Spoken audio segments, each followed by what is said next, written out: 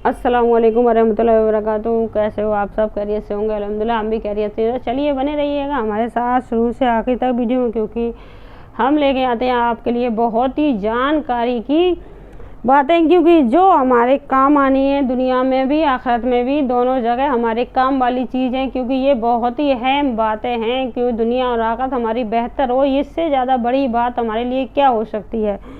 सिर्फ दुनिया ही दुनिया बेहतर रहे, आखिरत में कुछ ना रहे, ऐसा ना कीजिएगा, क्योंकि दुनिया आखिरत दोनों ही बेहतर रहे। इसलिए आप अमल अच्छे कीजिएगा ताकि आपकी दुनिया भी बेहतर रहे और आखिरत भी बेहतर रहे। तो बने रहिएगा वीडियो में। चलते हैं आगे, क्योंकि हम सिर्फ अब नमाज के बारे में ही बता रहे हैं, क्योंकि नमाज के अरकान बहुत सारे हैं इसके, जैसे मस्जिद में जाना, किस तरह बैठना, किस तरह उठना, अजान लगने में क्या करना है, कैसे करना है, ये सारे अरकान हमारे हमें मालूम होने चाहिए, ताकि हम अपनी आने वाली पीढ़ी को हम अच्छे तरीक़ा से परवरिश दे सकें, उसे अच्छी राह चला सकें। क्योंकि आने वाली पीढ़ी हमारी अच्छी नेक होगी, समझदार होगी, तो आगे इस दीन को इतना आगे ले जाएगी कि हम भी नहीं सोच सकते। क्योंकि ये चीज़ें उस जड़ से बनी हुई हैं, जैसे कि कोई भी पेड़ पौधा जड़ से टिका होता है। जब हमारी जड़ मजबूत होगी, यानी हमारे दीन इस्लाम की जड़ मजबूत होंगी, तो वो बहुत आगे जाएगा। क्योंकि ये चीज़ें बहुत ज़्यादा जानकारी की चीज़ें हैं। तो चलिए बने रहिएगा। चलिए चलते हैं, आगे बढ़ते हैं। औज़ुबिल्लाहि मिनश्शैतानिर्रजीम, बिस्मिल्लाहिर्रहमानिर्रहीम। हज़रत अबू हुरैरा रवायत करते हैं कि रसूल अल्लाह सल्लल्लाहु अलैहि वसल्लम ने एक मरतबा जुमा के दिन इरशाद फरमाया, मुसलमानों, अल्लाह ताला ने उस दिन को तुम्हारे लिए ईद का दिन बनाया है, लिहाजा उस दिन गुस्ल किया करो और मिसवाक का एहतमाम किया करो। यानी मुसलमानों, तुम्हारे लिए उस दिन अल्लाह ताला ने ये जुमा का दिन ईद का दिन बनाया है, उस दिन आप मिसवाक किया करो, गुस्ल किया करो, गुस्ल का मिसवाक का एहतमाम किया करो। तो हज़रत अबू उमैमा रज़ा से रवायत है कि नबी करीम सल्लल्लाहु अलैहि वसल्लम इरशाद फरमाए, जुमा के दिन का गुस्ल गुनाहों को बालों को यानी जड़ों तक से निकाल देता है। यानी जुमा का गुस्ल बालों को, जुमा के दिन का गुस्ल गुनाहों को बालों की जड़ से निकाल देता है, बालों की जड़ से निकाल देता है। हज़रत अबू हुरैरा रज़ा फरमाते हैं कि रसूल सल्लल्लाहु अलैहि वसल्लम ने इरशाद फरमाया, जब जुमा का दिन होता है तो फरिश्ते मस्जिद से दरवाजे पर खड़े हो जाते हैं, पहले आने वाले का नाम ले, पहले उसके बाद आने वाले का नाम, फिर उसके बाद लिखते हैं। उसी तरह आने वालों के नाम इनके आगे आने की तरतीब है, लिखते रहते हैं। जो जुमा की नमाज के लिए सवेरे जाता है उसे ऊँट सदका करने का सवाब मिलता है, और उसके बाद आने वाले को गाय सदका करने का सवाब मिलता है। उसके बाद आने वाले को मेढ़ा, उसके बाद आने वाले को मुर्गी, उसके बाद वाले को अंडा सदका करने का सवाब मिलता है। जब इमाम खुतबा देने के लिए वो आता है तो फरिश्ते अपने वो जड़ जन में आने वालों के नाम लिखे गए हैं लपेट देते हैं और खुतबा सुनने में मशगूल हो जाते हैं। यानी खुतबा सुनने से पहले जो जितने भी शख्स जुमा वाले दिन मस्जिद में गए उनके सबके नाम लिख जाते हैं सदक़े में, यहाँ तक कि अंडा देने के बराबर भी सदका लिख दिया जाता है। तब खुतबा शुरू हो जाता है तो फरिश्ते उस खुतबा में शामिल हो जाते हैं। तो उस खुतबा शुरू होने के बाद में जो भी शख्स जाता है उसका नाम नहीं होता है। तो चलिए आगे बढ़ जाते हैं, क्योंकि जब फरिश्ते जो नाम लिख रहे होते हैं वो खुतबे में शामिल हो जाते हैं। तो हज़रत अबू रज़ा फरमाते हैं कि रसूल सल्लल्लाहु अलैहि वसल्लम ने इरशाद फरमाया, जब जुमा का दिन होता है तो फरिश्ते मस्जिद के दरवाजे पर खड़े हो जाते हैं, पहले आने वाले का नाम, पहले उसके बाद आने वाले का नाम, उसके बाद लिखते हैं। इसी तरह आने वालों के नाम इनके आने की तरतीब से लिखते रहते हैं।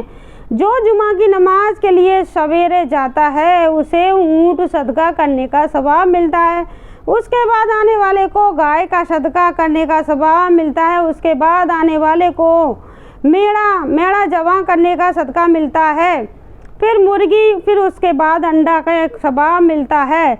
जब इमाम खुतबा देने के लिए आता है तो फरिश्ते अपने वो रजिस्टर जन में आने वालों के नाम लिखे गए हैं लपेट देते हैं। जब खुतबा शुरू होता है रजिस्टर को लपेट कर रख देते हैं और खुतबे में मशगूल हो जाते हैं। तो हैरत तो जब इससे पता चलता है, हमें पढ़ने के बाद पता चलता है अगर हमें जुमा के लिए जा ही रहे हैं और जुमा हमें पढ़ना ही है तो थोड़ा अपने काम को एक साइड में करके थोड़ा ही जुमा की तैयारी हम जल्दी कर लेते, हमारा भी रजिस्टर में नाम हो जाएगा। कम ना कम तो एक अंडा सदका करने वाले की जगह पे तो हमारा नाम आ जाए। तो चलिए चलते हैं। हैरत जबीर बिन अबी मुरबी रहमतुल्लाह अलैह फरमाते हैं कि मैं जुमा की नमाज के लिए पैदल जा रहा था कि हज़रत अब्बा या बिन रफ़ाया रज़ा मुझे मिल गए और फरमाने लगे, तुम्हें खुशखबरी हो कि तुम्हारे ये कदम अल्लाह ताला के रास्ता में हैं। मैंने अबू अशक रज़ा को ये फरमाते हुए सुना है कि रसूल सल्लल्लाहु अलैहि वसल्लम ने इरशाद फरमाया, जिसके कदम अल्लाह ताला के रास्ता में गुबारा लूद हो तो वो कदम दोज़ख की आग पर हराम हो गए, यानी दोज़ख की आग पर हराम हो गए। तो हैरत जबीर बिन अबी मरबी रहमतुल्लाह अलैह फरमाते हैं कि मैं जुमा की नमाज के लिए पैदल जा रहा था कि हज़रत अब्बा बिन रफ़ा रज़ा मुझे मिल गए और फरमाने लगे, तुम्हें खुशखबरी हो कि तुम्हारे ये कदम अल्लाह ताला के रास्ता में हैं। मैंने अबू आसिब रहमतुल्लाह को ये फरमाते हुए सुना है कि रसूल अल्लाह सल्लल्लाहु अलैहि वसल्लम ने इरशाद फरमाया, जिसके कदम अल्लाह ताला के रास्ता में गुबारा लूद हो तो वो कदम दोज़ख की आग पर हराम है, यानी अल्लाह की राह पर।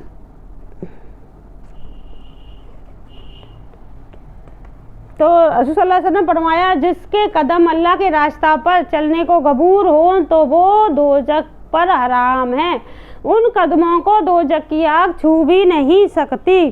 तो चलिए चलते हैं। हैरत अबस बिन अबस सफ़ी रज़ा फरमाते हैं कि मैंने रसूल सल्लल्लाहु अलैहि वसल्लम को ये इरशाद फरमाते हुए सुना, जो शख्स जुमा के दिन खूब अच्छी तरह गुस्ल करता है, बहुत सवेरे मस्जिद जाता है, पैदल जाता है, सवारी पर सवार नहीं होता, इमाम से करीब होकर बैठता है और तोज़ा से खुतबा सुनता है,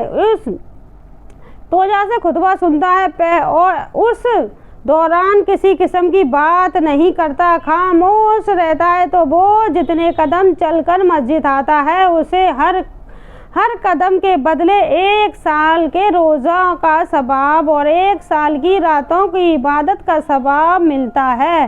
कितना बड़ा मर्तबा मिल जाता है। हमारी छोटी सी इस बातें, लेकिन छोटी बहुत है लेकिन बड़ी बहुत है। क्यों? जब हमें इस चीज़ की पता ही नहीं होगा तो हम नॉलेज किसको देंगे? किसी को नहीं। हमें खुद नहीं पता इस बारे में, हम किसको देंगे? किसी को नहीं।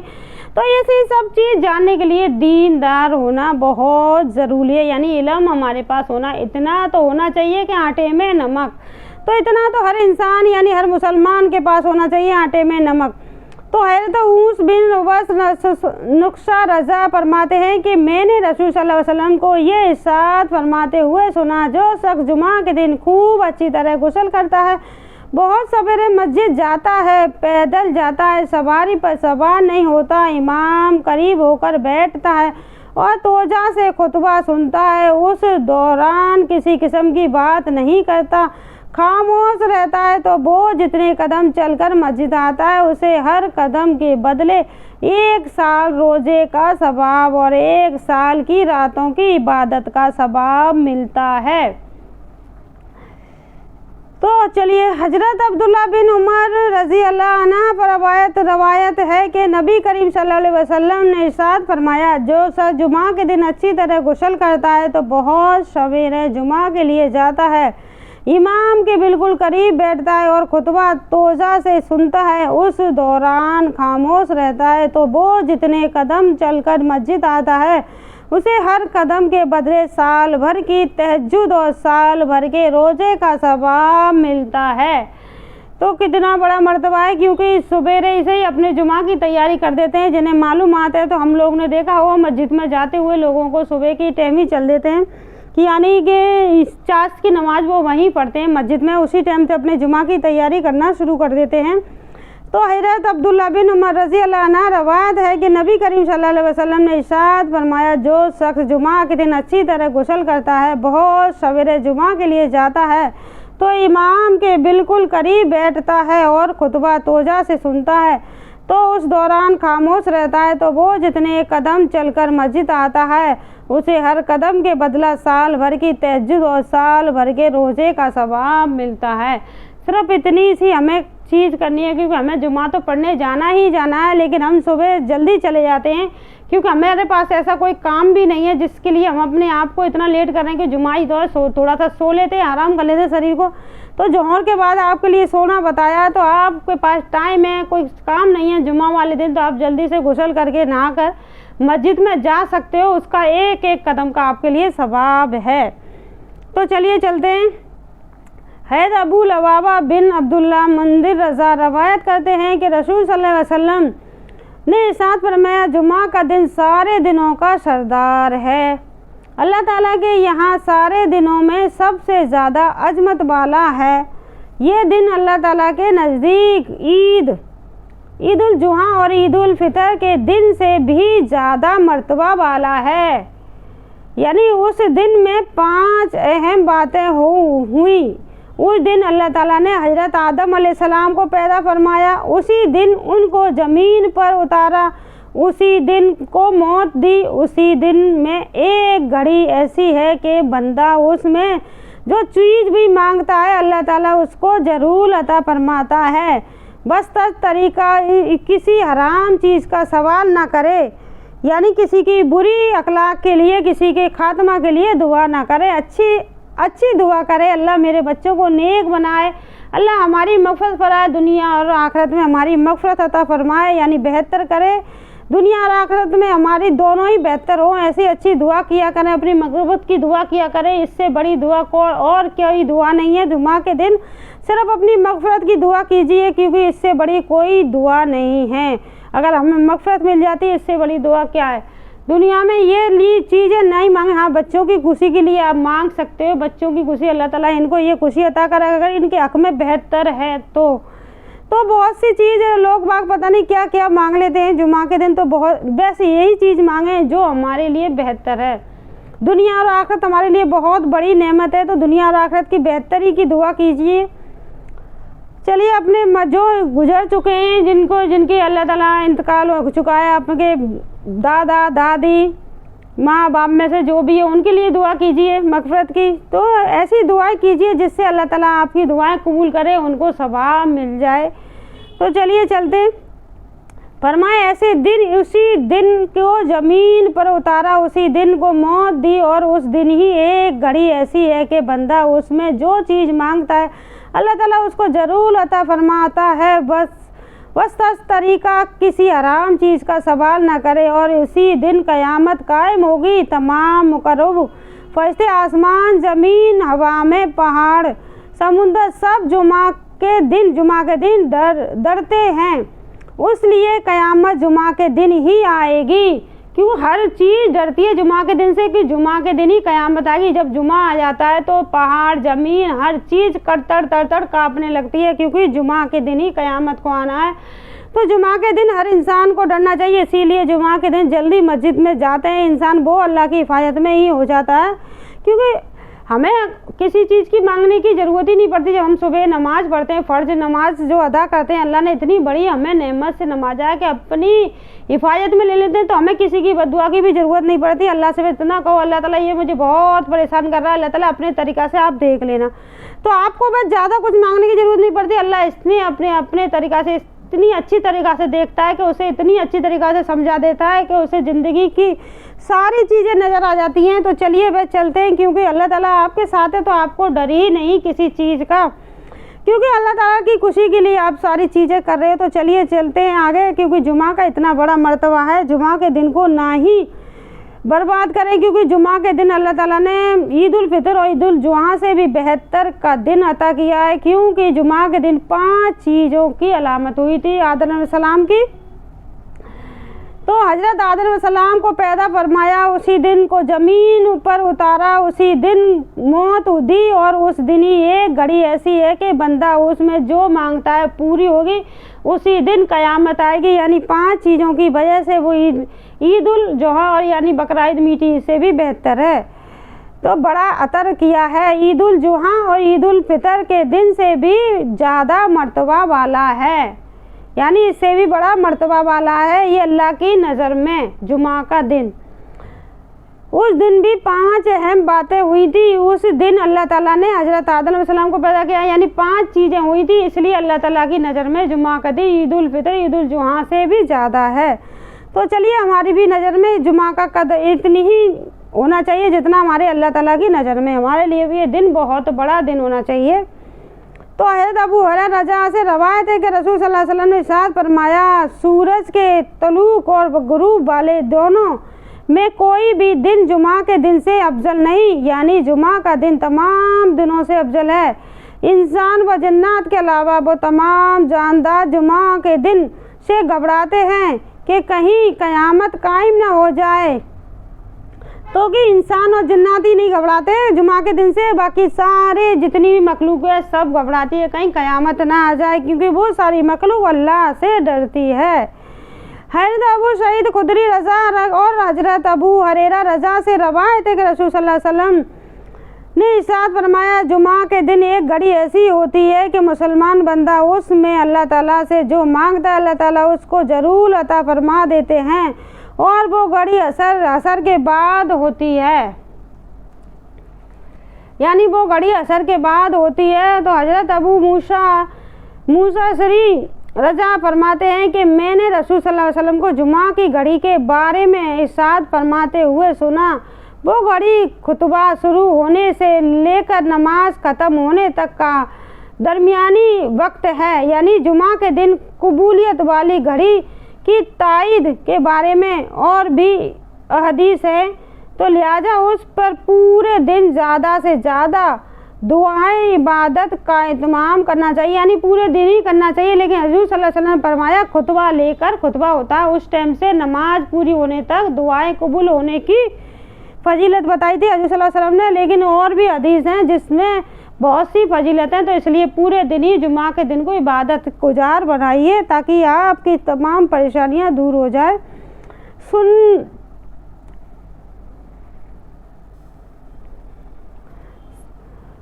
सुन्नत व नवाफिल, यानी अल्लाह ताला ने अपने रसूल सल्लल्लाहु अलैहि वसल्लम से खिताब फरमाया और रात के बाज़ हिस्से में बेदार होकर तहज्जुद की नमाज पढ़ा करें, यानी बेदार होकर तहज्जुद की नमाज पढ़ा करें, जो कि आपके लिए 5 नमाज़ों के अलावा एक जायद नमाज है। उम्मीद है कि इस तहज्जुद पढ़ने की वजह से आपके रब को आप मुकाम महमूद जगह देंगे, यानी हज़रत सल्लल्लाहु अलैहि वसल्लम को अल्लाह ताला ने अपने रसूल सल्लल्लाहु अलैहि वसल्लम से खिताब फरमाया और रात के बाज़ हिस्से में बेदार होकर तहज्जुद की नमाज पढ़ा करें, जो आपके लिए 5 नमाज़ों के अलावा एक जायज़ नमाज है। उम्मीद है कि इस तहज्जुद पढ़ने की वजह से आपके रब आपकी मुकाम महमूद जगह देंगे, यानी बहुत अच्छी महबूब जगह देंगे आपके, तो आपको मुकाम महमूद जगह देंगे। तो फ़ायदा क़यामत में जब सब लोग परेशान होंगे तो रसूल सल्लल्लाहु अलैहि वसल्लम की सिफारिश पर उस परेशानी से निजात मिलेगी और हिसाब किताब शुरू होगा। उस सिफारिश के हक़ को मुकाम महमूद कहते हैं, यानी हज़रत सल्लल्लाहु अलैहि वसल्लम पे अल्लाह ताला ने 5 नमाज़ों के बाद भी एक तहज्जुद की नमाज का हुक्म दिया था, ताकि अल्लाह ताला के पास आपका महमूद जगह है, तो उस जगह को मुकाम महमूद कहते हैं कि वो अपनी उम्मत के लिए बख्शीश की दुआ करेंगे, ताकि सबकी दुआओं के बंद हो चुकी होंगी, लेकिन हज़रत सल्लल्लाहु अलैहि वसल्लम की दुआएं हमारे लिए शुरू होंगी उस टाइम बख्शीश की। सिफारिश के हक़ को मुकाम महमूद कहते हैं।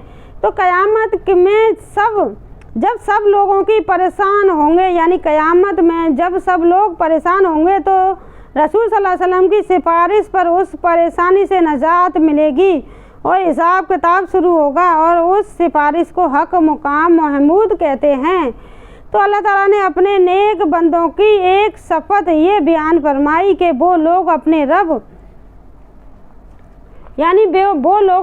के सामने सजदे में और खड़े होकर रात गुजारते हैं। नेक बंदे, अल्लाह ताला का इरशाद है कि वो लोग रातों को अपने बिस्तरों से उठकर अपने रब को अजाब के डर से और सवाब की उम्मीद से पुकारते रहते हैं, यानी नमाज, जिक्र व दुआ में लगे रहते हैं।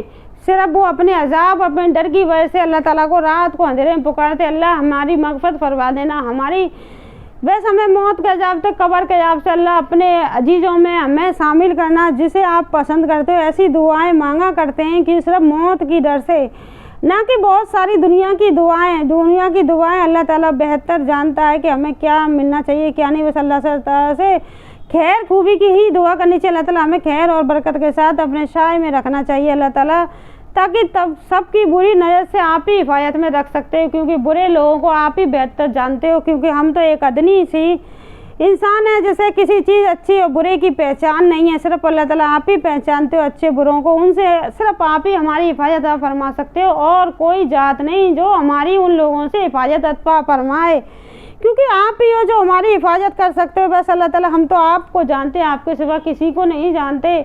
अगर आप हमको नहीं मदद करोगे तो कौन हमारी मदद करेगा। अल्लाह ताला बस उन लोगों से हमारी हिफाजत फरमाओ जो हमें तकलीफ़ पहुंचा रहे हैं, जो हमें बहुत तकलीफ़ पहुंचा रहे हैं, अल्लाह उनसे हिफाजत में रखो। इस तरह से दुआएं कीजिए, क्योंकि अल्लाह से इस तरह नहीं कि उसका बुरा भला जो भी है अल्लाह ताला बेहतर जानता, अल्लाह देना जानता। हमारे कहने से कुछ भी नहीं होने वाला, सिर्फ हम अपनी हिफाजत की दुआ कर सकते हैं। किसी के लिए कोई दुआ नहीं कि हम उसके लिए बुरा कर दें, नहीं, ऐसा कुछ भी नहीं। हमारे कहने से होता तो बहुत कुछ हो जाता, क्योंकि अल्लाह ताला ने तो हमें पहले से अपनी हिफाजत में ले रखा है। क्योंकि हमसे इतना बड़ा वादा किया अल्लाह ताला ने, फजर की नमाज पढ़ के मेरी हिफाजत में आ गया।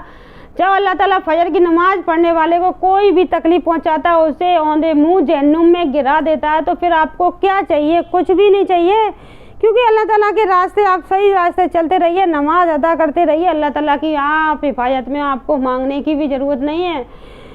चलिए, जब बच्चा माँ बाप की हिफाजत में रहता है तो कोई उस पर आँख भी नहीं उठा कर सकता। चलिए आगे बढ़ जाते हैं। अल्लाह ताला का इरशाद है कि वो लोग रातों को अपने बिस्तरों से उठकर अपने रब को अजाब के डर से और सवाब की उम्मीद से पुकारते रहते हैं, यानी नमाज, जिक्र, दुआ लगे रहते हैं, और जो कुछ हमने उनको दिया है उसमें से खैरात किया करते हैं। ऐसे लोगों के लिए आँखों की ठंडक और जोशमान खजाना ऐब गैब में मौजूद है, इसकी किसी शख्स को भी खबर नहीं। ये इनको उन एमाल का बदला मिलेगा जो वो किया करते थे, यानी उनको उनके अमाल का बदला मिलेगा जो वो किया करते थे।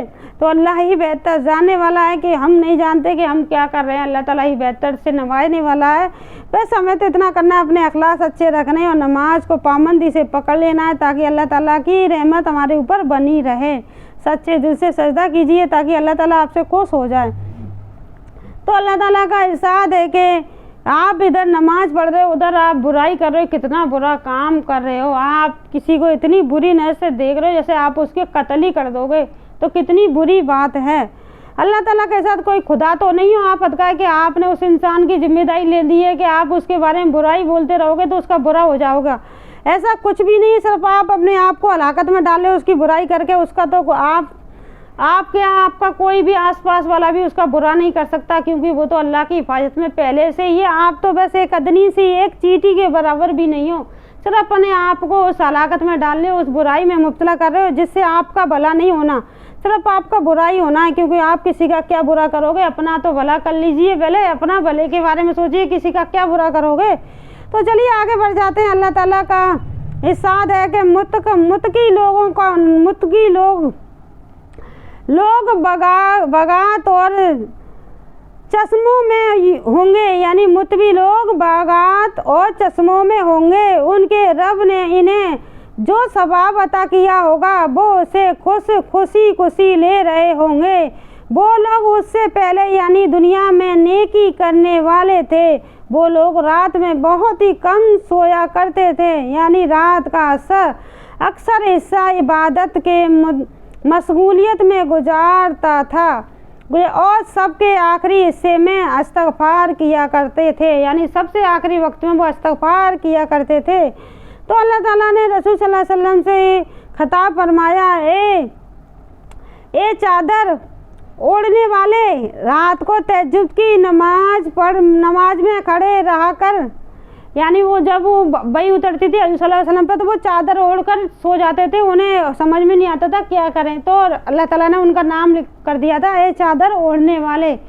जब भी उन पर कोई बई उतरती, यानी जब भी कोई दुआ नाजिल होती तो बई उतरती तो वो सिर्फ क्या करते थे, जल्दी से ना ऐसा मुझे चादर ला, चादर उड़ा दे, और वो चादर ओढ़कर सो जाते थे।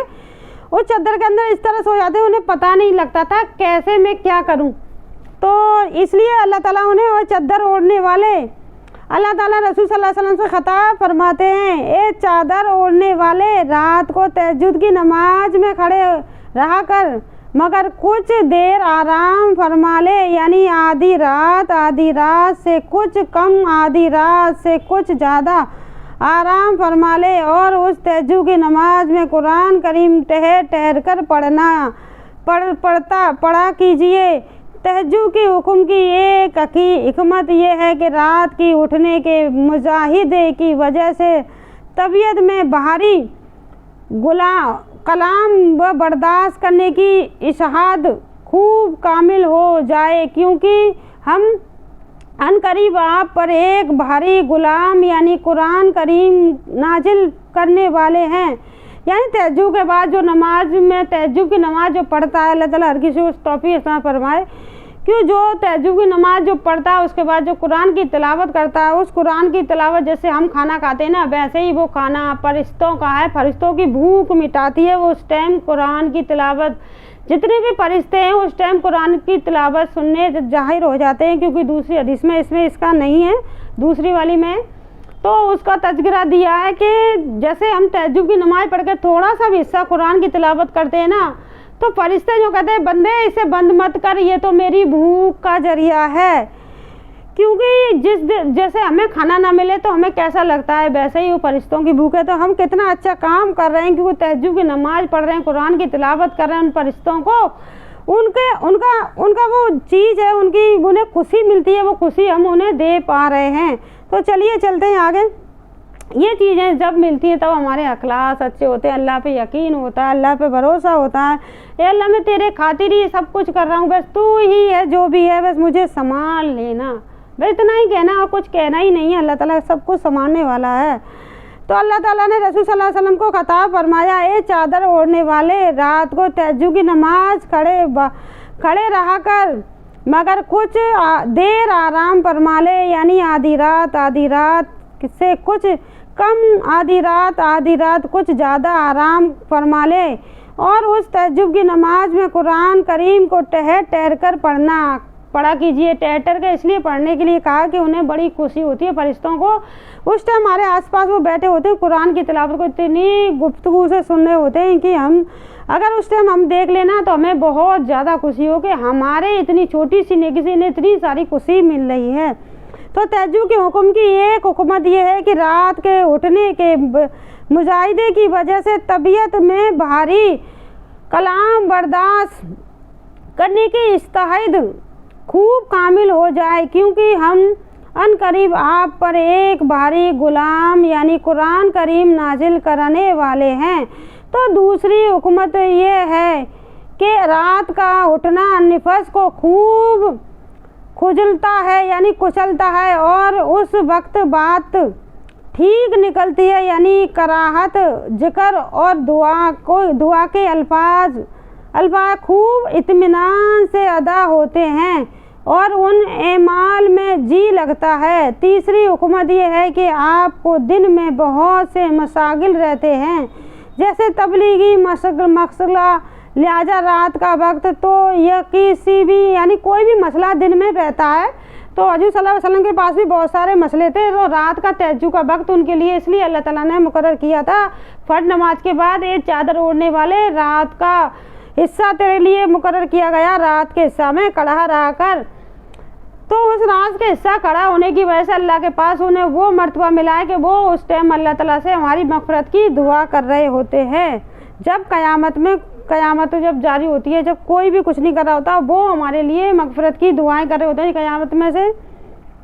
तो चलिए चलते हैं आगे, हम पढ़ चुके हैं उस हिस्से को। तो हम इससे हमें मालूम होता है दीन की बातें, जैसे कि हमने ये चीज़ें पढ़ी लेकिन हमने सिर्फ पढ़कर इसे एक तरफ रख दिया तो हमें इससे कुछ फ़ायदा नहीं मिलने वाला। जब तक हम खुद पर, अपनी औलाद पर, और कोई जानने वाला है जो जानना चाहता है हदीस की बातें, जो मुब्तला है वो करे जा रहा है, उसे पता ही नहीं है सही और गलत क्या है, तो उसे सही और गलत का तरीका भी आप बता सकते हो। क्योंकि अल्लाह ताला ने खुद कहा है कि आप इस दीन को अपने साथ ले जाकर नहीं जा सकते। जब अल्लाह ताला ने आपको थोड़ा सा भी दीन दिया है ना, तो उसे आपको फैलाना आपका हक है। सच्चे दिल, सच्चे ईमान से इसे अपने साथ नहीं ले जा सकते, क्योंकि ये अल्लाह ताला ने आपको इसलिए दिया है कि आपके ज़रिए किसी को पहुंच जाए। क्योंकि हर इंसान इतना नेक सच्चा नहीं होता जो अच्छे अकीदे से किसी के पास पहुंचा पाए।